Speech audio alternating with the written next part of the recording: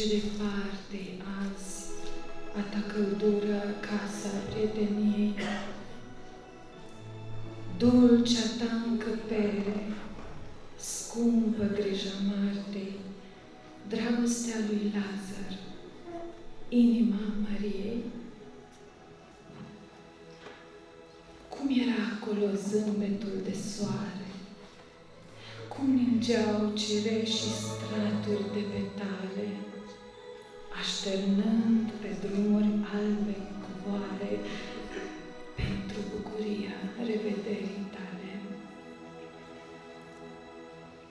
Unde-i primăvara dulce de altă dată, când peste portiță înflorea scumpia, când umbla prin casă Marta ocupată, când vorbeai cu Lazar, când cânta Maria? Cum era hotarul plin atunci de floare și întreg cuprinsul plin de tinerețe. Plin era de cântec până în larg de zare, numai bucurie, numai frumusețe. Când urcai cu soții calea pe colină, te însoreau cu raze lacrimile serii și zâmbea căsuța albă din grădină cu înfiorarea sfântă a revederii. Iar în fața casei să-ți deschidă poarta, arătând în zâmbet toată bucuria.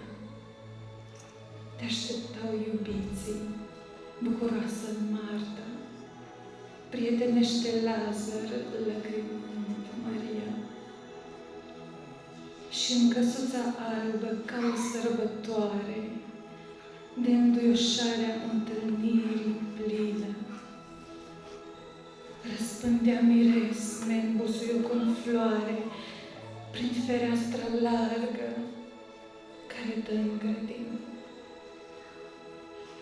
Cum au fost de scumpe clipele acelea, cât de neuitate și de fericite, și astăzi, vai, Iisuse, n-a rămas din ele numai amintirea umbrelor iubite.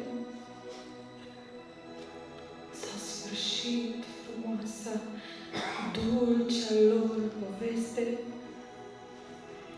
s-a plecat portița, s-a uscat scumpia, dus de mult e Lazar, Marta nu mai este. Plânge în casa goală, singură Maria. Când te vei întoarce, vei găsi, Iisuse, din ruini, grăindu-ți neuitată șoaptă, căci când și credința și nădejdea-ți duse, dragostea rămâne, plânge și așteaptă, căci când și credința și nădejdea-ți duse, dragostea rămâne, plânge și așteaptă.